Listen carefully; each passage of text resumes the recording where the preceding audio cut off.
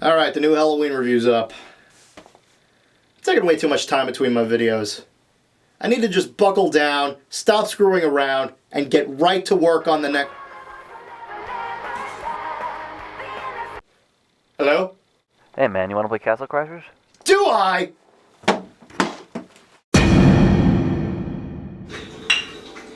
Seriously, thanks for inviting me over. Also, thanks for all those title cards you've done for me. Yeah, my pleasure. Aren't you supposed to be doing something this month? Oh, fuck.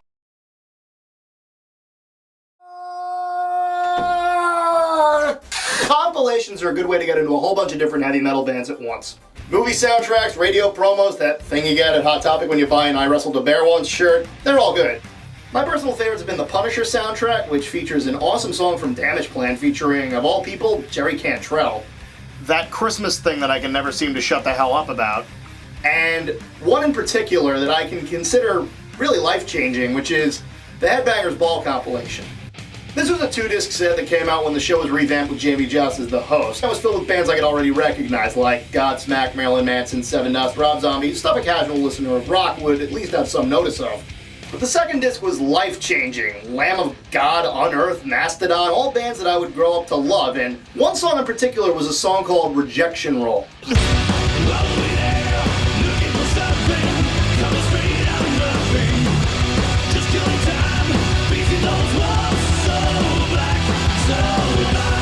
Of course, I had friends who were a little bit further into the heavy metal scene, and when I said that I liked this song, they were a tad snooty. And don't lie, you've done this at least once about some band here and there, but they were like, oh god, Rejection Roll? That's gotta be the worst Soilwork song ever. Do you have any idea how happy that made me?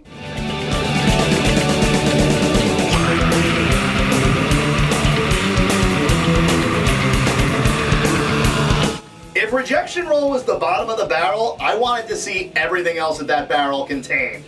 And it was awesome. I said it was awesome! Oh, so now you need my help? I figured after that IC Peter, the only guy with the mullet, that you didn't need an announcer anymore. Look, the past couple of videos were special and I didn't need you for it. And what about the Hatebreed video you were planning out? I wasn't in that one either. My friend Brian was going to do that video with me and he was going to do the description himself. Look, I'm sorry. Can you please just... I'll pay you. And now an incredibly brief history of Soilwork. Soilwork is a melodic death metal band from Helsingborg, Sweden. Their first album was Steel Bath Suicide, and it was released in 1996 and firmly established their death metal sound. The tone would change a bit with Natural Born Chaos in 2002, which began introducing more melodic elements that would continue throughout the band's career. The band's experienced lineup changes between almost every album, with singer Bjorn Street being the only member that's been around since the group's very beginning. And that's pretty much it. My fandom for Soilwork definitely came about through my love for In Flames. Hell, they even appeared in each other's videos from time to time. But while I can say without any shadow of a doubt that In Flames' new stuff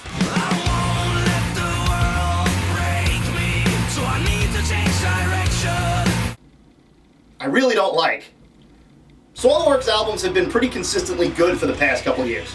I mean, I liked every recent Soilwork release. I thought Stabbing the Drama was fun, and I even bought the title track on Rock Band. Sworn to a Great Divide wasn't amazing, but it was still pretty damn good, all things considered, and the Panic broadcast had some of the best drum parts I've ever heard in a metal album.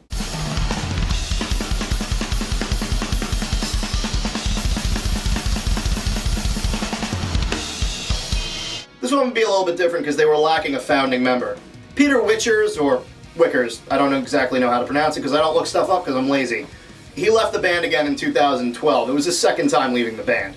He was replaced by David Anderson for this album, formerly guitarist for Night Flight Orchestra, and not to be confused with Arn or CW. There's Arn Anderson! Arn Anderson! The other thing you need to know about this album is that it's a 2-discer. After Peter's departure, vocalist Bjorn Speed Street wanted to challenge himself by writing an entire double album without one of the band's founding composers. Now, this wasn't just material that was left over from previous recordings. This was a fresh 27 songs that was written and recorded specifically for this album. And of the 27, 20 of them were selected in the final project. And I wasted enough time introducing this, and we've got a lot of ground to cover. Now, I may skip a couple of tracks or speed through it, but give me a break. There's 20 of them. So, without any further ado, here's the new Soilwork, The Living Infinite.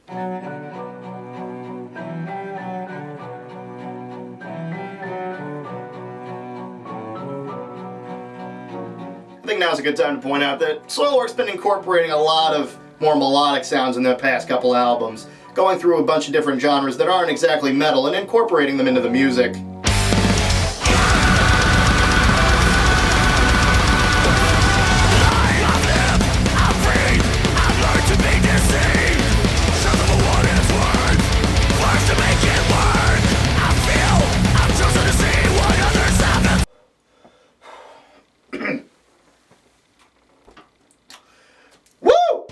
I love this opener.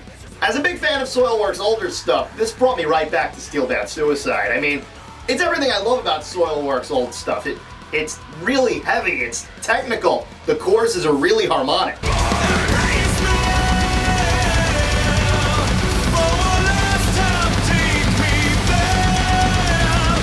I mean, this is a great opening track.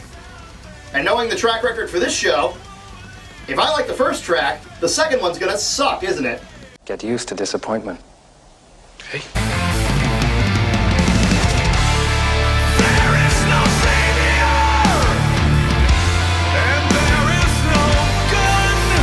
Well, it's different to say the least. I mean, it's just a big jump. It focuses a lot more on the guitars and the singing than the last one did, which was on the drums, but it's pretty good. I guess it shows that they could focus on different instruments for different tracks, and hey, it's a little bit different from Soilwork, I've heard, but you know, a little variety can't hurt it.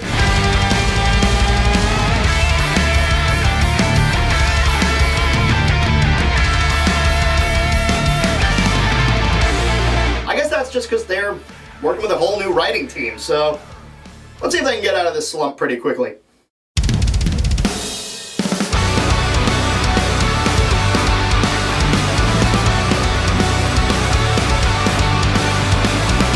Yep. So far, this is my favorite track on the album. I mean, I love the structure, the chorus is really catchy, and I think it's some of my favorite lyrics on the whole release. Don't let the light you see restrain you. Don't put your trust in a dog outside. There will be more than you ever could die for. This momentary bliss is so loud. The song deals with religion and whether or not you should put all your faith into, well, faith. Seeing as how sometimes people's beliefs can blind them to the world around them. Do I agree with this? Well, this is a test of the emergency broadcast system. This will deploy anytime a religious or political conversation is started so as not to alienate fans or make Pat look stupid. We now return to the review. She forgot to read me my Miranda rights and I got let off with the technicality, so to make a long story short, learn from my mistakes and avoid hookers with walkie-talkies. What was I just talking about?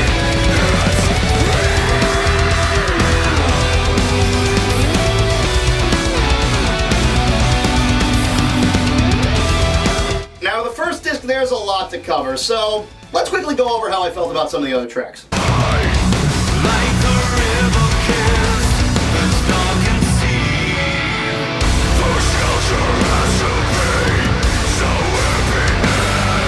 Good intro, good structure, it's memorable. I like it.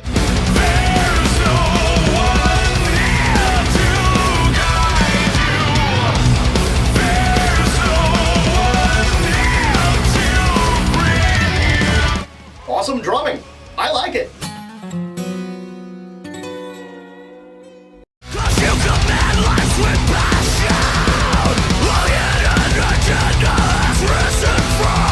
I found the songs with long acoustic intros are usually the best tracks on the album. Oh, and I like it.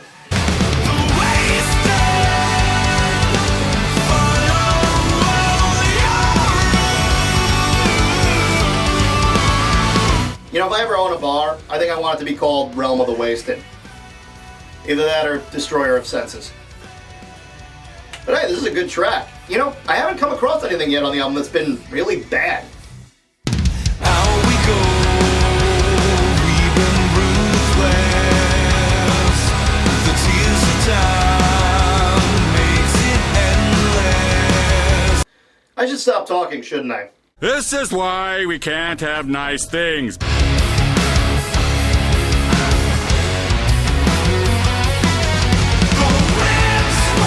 You know, this is kind of bad. It just kind of jumps right in there without giving you a chance to react to the sudden dramatic change between Realm of the Wasted and this song. Even the chorus I don't like. I hope the second disc is better, which we'll get into in part 2, right after a message from our sponsors. I'm kidding, I don't get paid for this crap. Let's keep it going. The second disc starts with a song called Long Live the Misanthrope. Well, actually it starts with this other intro track called Entering AEONS that kinda has no purpose.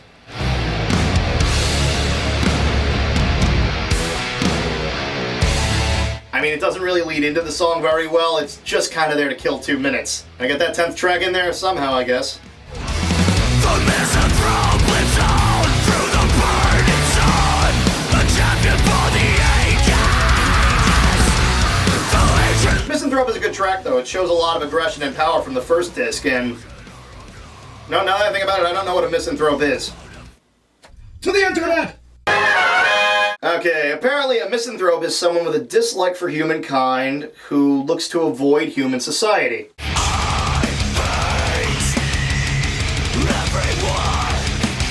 You know, I've done reviews for ICP and Limp Bizkit. It's fair to say that in January of these past 2 years, this could have described me. And with that in mind, it's time to start the speed round. This life has gotten us all. The paradox still remains. We live to jokes and different. Really good solo. I like it. Outside the world goes on. It keeps on turning. The feeling of being an outcast just keeps growing. A little uneventful and boring. I don't like it.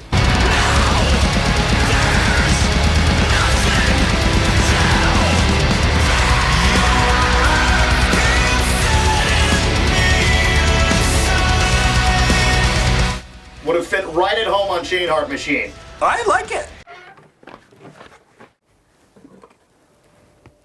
Du Lena, jag hittade ett band här. Goodwill Humping! I've been looking everywhere for this one.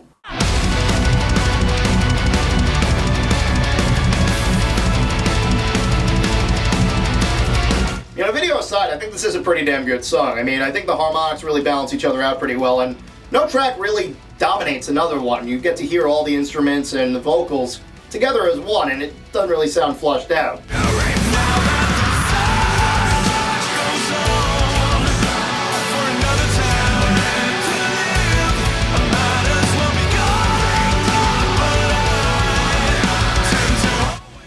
There's one thing I could say, it's that, what the hell's going on in that video? I mean, the old guy seems to be hurting at the beginning of the video, almost like the song is possessing him, but he's making a one-man mosh pit at the end and looks incredibly happy.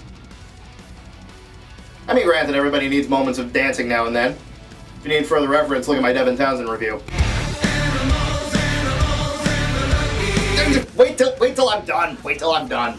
But still, it's fun to watch. I also like torn relaxation footage in videos because it shows how goofy the guys can get. My favorite part is when Street takes us inside his kitchen to do a brutal Julia Child on us. But enough rambling. There is one more song that I wanted to mention by name. Rob of faith, no longer my fault. My travel ends with a smile on my face. I wanted to mention this because doesn't this song remind you of a Meshuggah song? I mean, there's no crazy time signature or anything, but still, it really doesn't sound like a Soilwork track. Which leads into the other question. Is it good? And honestly, I can't tell. Like, it's not a bad song to begin with, but as an album closer, it's really kind of uneventful. It just tapers off at the end.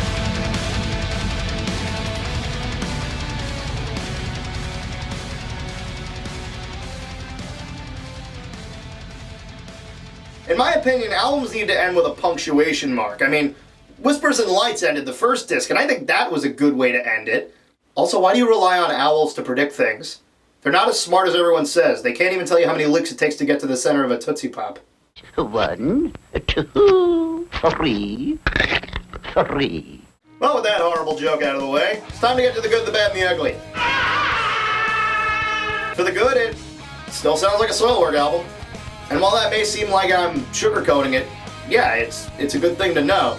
I mean, there's a little variation here and there, but it's nothing that'll turn off longtime fans. I mean, the clean vocals are really harmonic and really good to listen to. The harsh vocals are really powerful. The guitars are technical. The drumming is phenomenal as always. There's really not much to hate about this. Plus, it's good to know they can still make music with one of their key songwriters out of the fold. For the bad, there's not much that's bad about it, but when it is, it's very apparent. There's a huge gap between what's great and what's terrible, and I think it mostly has to do with the construction of the album. It doesn't really flow into the next song like an album should. It just seems like somebody put their iPod on shuffle, or their Zune if you're one of those people. I think they would have hidden the flaws better if it was a little bit more well organized, because if you start off strong, you have your weaker tracks in the middle, but end strong, it's like a compliment sandwich. And you want your album to end on a high note. You don't want it to just end with a little bit of a dampering noise. You want it to end like those people in Southland Tales think the world is gonna end. Not with a whimper, but with a bang. Also, that movie sucks. Finally, with The Ugly, it's a double album, but it really doesn't need to be. Now, I commend them for putting out this much material at once. It has to be hard, especially when you consider that their last album, The Panic Broadcast, only came out in 2010, and the split with Peter Wickers happened in 9 months ago. So, it's amazing that they were able to put it together in that short of an amount of time, plus have it all be fresh. But here's the thing. Melodic death metal albums tend to drag to begin with, so having an album with 20 tracks is kind of overkill. I can't list a single album from In Flames, Soilwork, Dark Tranquillity, Scar Symmetry that doesn't feature a few songs that make the album seem a little tired and lengthy, and with 20 tracks on this one, it's really gonna drag out, and there's gonna be a lot of songs cast aside by the casual listener. I kinda wish they had taken all the good tracks and put them on one solid album, and then made a bonus disc with all the demos of the other ones, kinda like what Devin Townsend did for Epic Loud. But the thing about that is that even if you wanted to put all the album tracks together in one collection, you still would be able to. Just get rid of the instrumentals in Windswept Mercy. It's only got an 84-minute runtime to begin with, so you take those out, hell, it'll fit onto a blank Memorex. Then again, maybe you shouldn't do that. I don't want Guy from Suffocation coming after me. See, it's that easy. Go to the store and buy the disc. I've heard people describe this album as flawless, and that's a stretch to say the least, but it's nowhere near bad. Soilwork hasn't put out a bad album yet, and this is no exception. I think it falls into a trap by giving itself a lot of space to work with and not a lot to fill itself out with, but it's still got some great instrumentation. Street's vocals are still as great as ever, and it's a clear-cut example of why Soilwork is a band that deserves to be reckoned with when you talk about the history of melodic death metal. I don't think the stuff on the album is as memorable as stuff from Natural Born Chaos or Figure Number 5 or albums like that, but it's definitely worth a listen. I think most of my problems stem with its construction, and if it had been whittled down to 14 or 15 tracks, it could have been a much better collection on its own. But still, there's no reason why you shouldn't give it a listen to begin with. People have described this as a masterpiece, and I firmly believe that all heavy metal albums come down to the perception of the people who's actually listening to it, so please, check it out for yourself. Let me know what you think. Till next time, subscribe to the channel, check out all my other videos, like my Facebook page, and remember, life is too short to listen to bad music. Alright. Wheel of morality, turn, turn, turn. Tell us the lesson that we should learn. Or something. Been waiting to do this one for a while.